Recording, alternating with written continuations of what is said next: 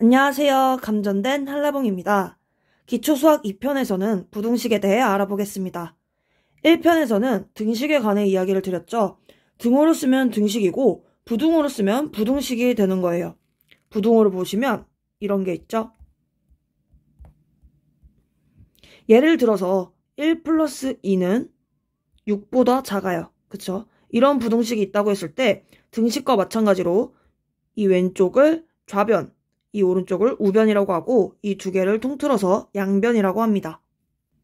이제 부등식의 성질에 대해서 알아볼게요. 1번.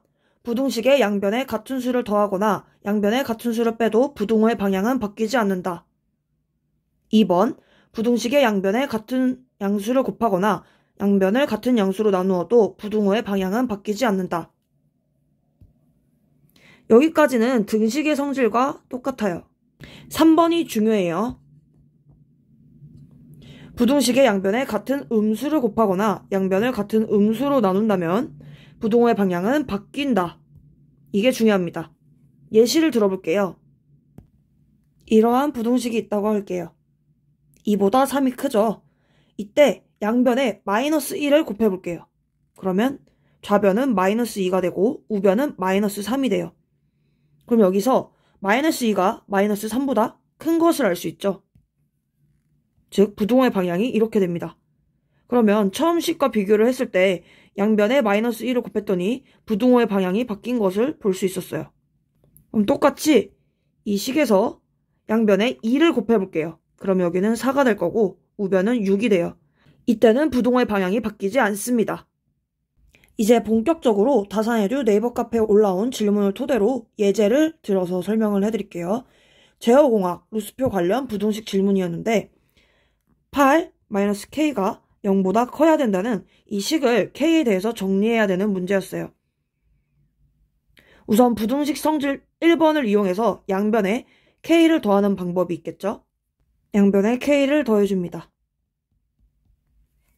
그러면 좌변의 k는 사라져요. 식을 정리를 해보면 좌변은 8만 남고 우변엔 k가 남죠. 이때 부등호의 방향은 바뀌지 않습니다. 이렇게 식을 정리할 수 있어요. 다른 방법으로도 한번 풀이를 해볼게요. 8-k가 0보다 크다. 이때 양변에 8을 빼주겠습니다. 마이너스 8, 마이너스 8. 그러면 좌변에 8이 사라지죠. 식을 적어보면 좌변엔 마이너스 k, 그리고 우변엔 마이너스 8. 이때 역시 같은 수를 뺀 것이기 때문에 부등호의 방향은 바뀌지 않아요. 이제 3번을 이용해서 풀어볼게요. 이 식에서 마이너스 1을 양변에 곱하겠습니다. 그럼 좌변은 플러스 k가 되죠. 우변은 8이 됩니다. 잘 보시면 3번은 같은 음수로 곱했을 때 부등호의 방향이 바뀐다고 했어요.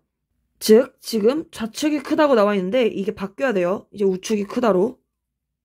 그럼 결국엔 k는 8보다 작다는 첫 번째 방식과 똑같은 결과를 얻을 수 있죠.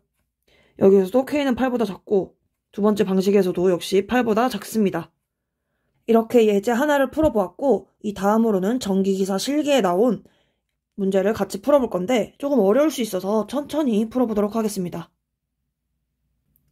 이 부등식은 전기기사 실기에서 후광전선관, 직경, D를 구할 때 풀이 과정에 있는 식이에요. 한번 같이 풀어볼게요. 이 공식 자체는 지금 암기하시는 거 아니에요. 그냥 저랑 같이 부등식을 이렇게 전개하는구나 이렇게 스킬만 뽑아가시면 됩니다. 우선 이 식에 대해서 저희가 정리를 해야 되는 목표는 D예요. D에 대해서 정리를 할 거예요. 자, 그러면 양변에 0.48로 똑같이 나눠볼까요?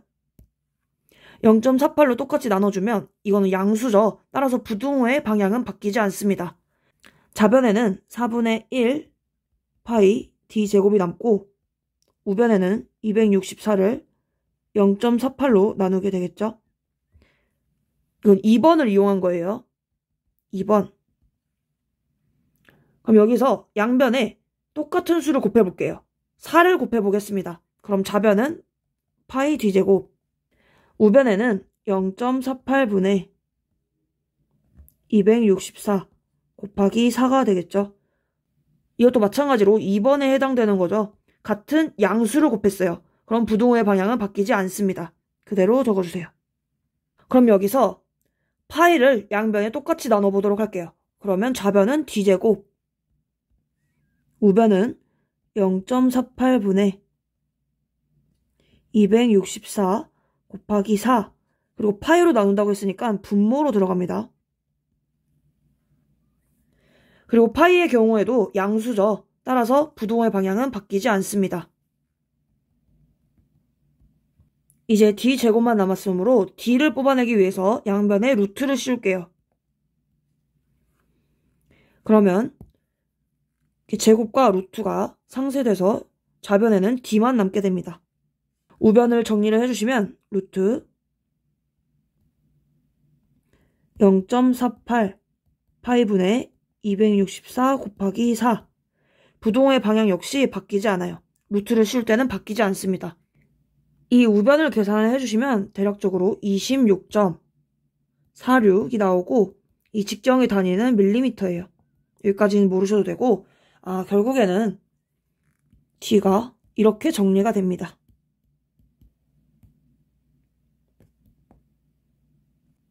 오늘 이렇게 부등식에 대해서도 알아보았는데요. 이 영상으로 앞으로 식을 전개하실 때 부담이 조금이라도 덜어지셨기를 바라며 영상을 마무리하겠습니다. 지금까지 감전된 한라봉이었습니다. 감사합니다.